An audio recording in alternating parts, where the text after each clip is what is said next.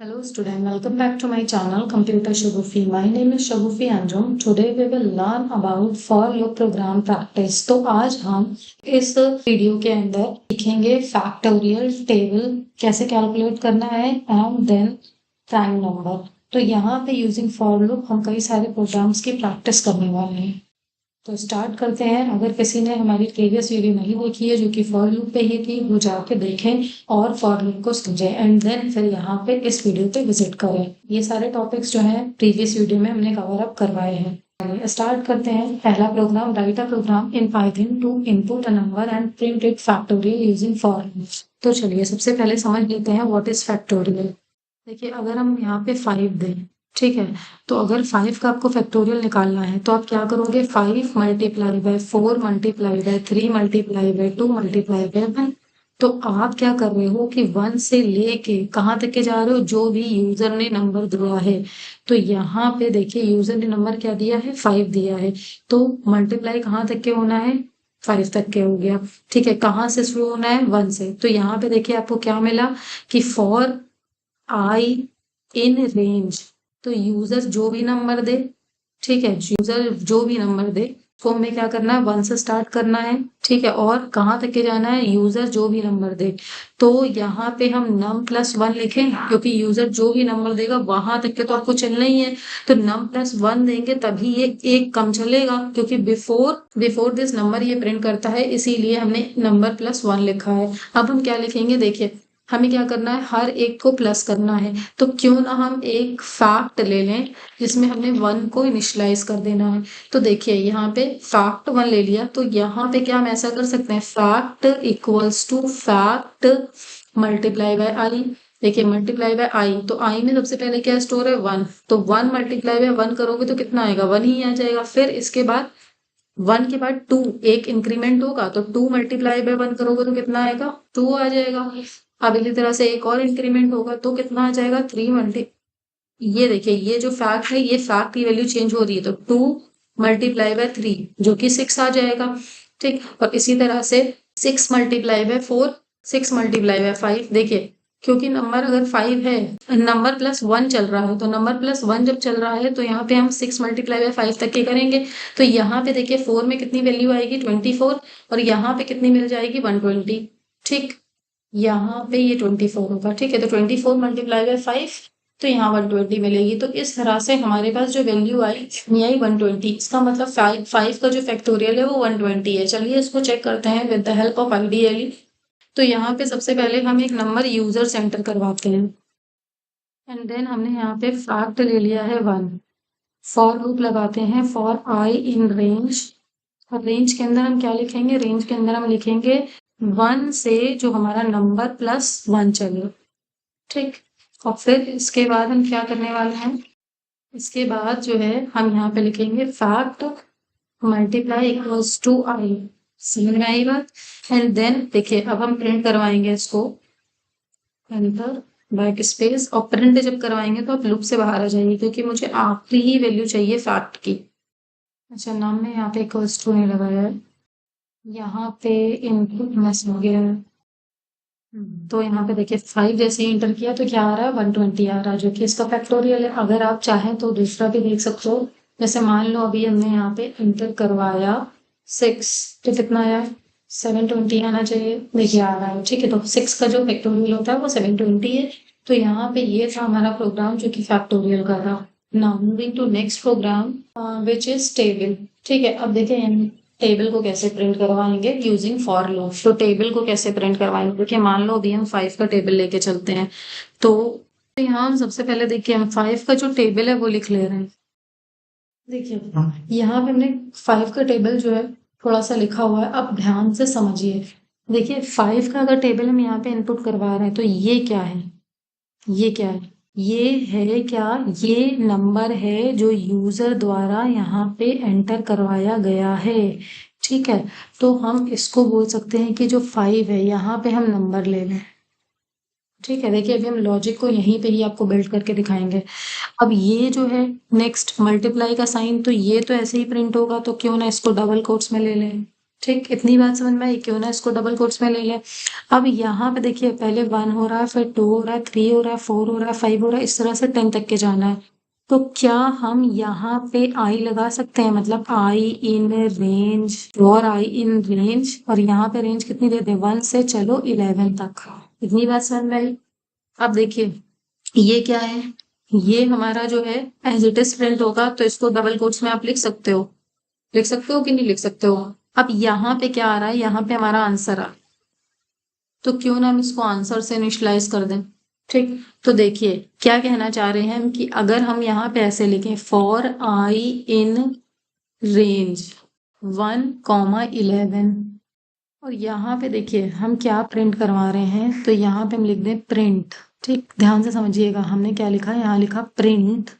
Print में सबसे पहले क्या है, नंबर है, तो हम यहाँ नंबर, और क्योंकि ये जो है ये मल्टीप्लाई जो है वो एज इट इज प्रिंट हो के आना चाहिए, तो इसको डबल कोट्स में इस तरह से दिया, फिर सेपरेट किया कॉमा से।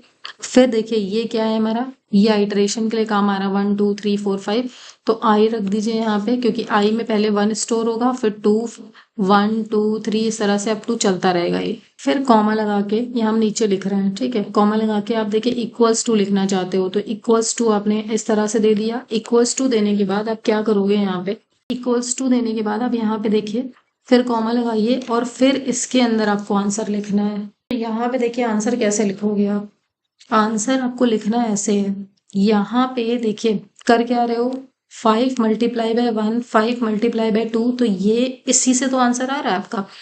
तो 5 क्या है, 5 एक नंबर है, तो यहाँ पे आप क्या लिख सकते हो, नंबर मल्टीप्लाई बाय आई, तो आई में ही 1 2 3 4 5 6 जा रहा है, तो कुछ इस तरह से आप जब लिखोगे तो ये हमारा जो है वो टेबल का प्रोग्राम कहलाएगा।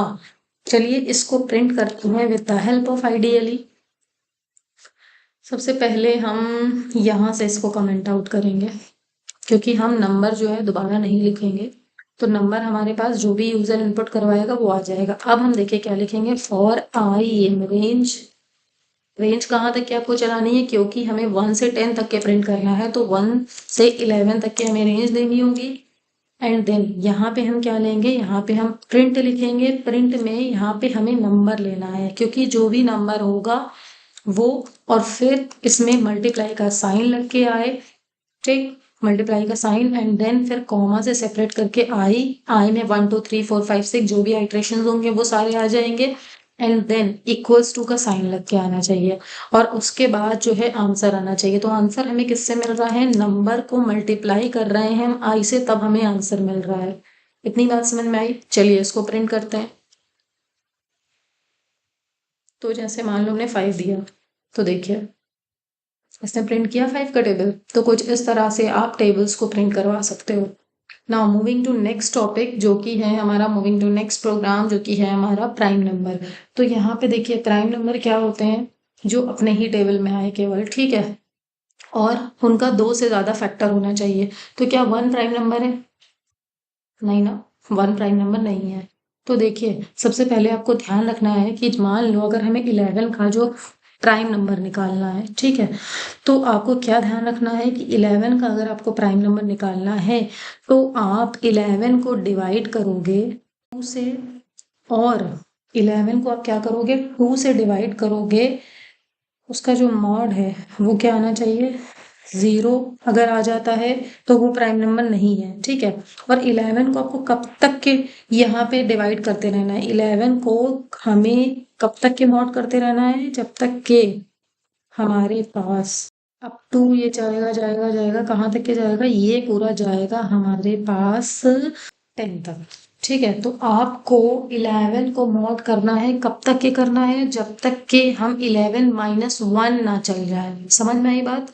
तो अगर आप 11 इनपुट आ रहा है तो आपको कहाँ कब तक के चलना है, एक कम चलना है, ठीक है। तो देखिए सबसे पहले आपको पता होना चाहिए, आपको क्या पता होना चाहिए कि हमारा ये जो है ये कहाँ से स्टार्ट हो रहा है, 2 से स्टार्ट हो रहा है, ठीक है। और फिर देखिए ये इंक्रीमेंट हो रहा है 3 4 5 6 7 8 9 10, यही जा रहा है, इसी तरह से जा रहा है ना। तो ये हमारा आई बनेगा, ठीक है। और आई स्टार्ट कहाँ से हो रहा है, 2 से स्टार्ट हो रहा है और कहाँ तक के जा रहा है, 10 तक के जा रहा है। तो 10 तक के जाने के लिए हमें क्या करना होगा, एक कदम इसको ज्यादा चलाना होगा। तो ये जो है, ये वैल्यू जो है, ये कौन एंटर करवा रहा है, ये यूजर एंटर करवा रहा है।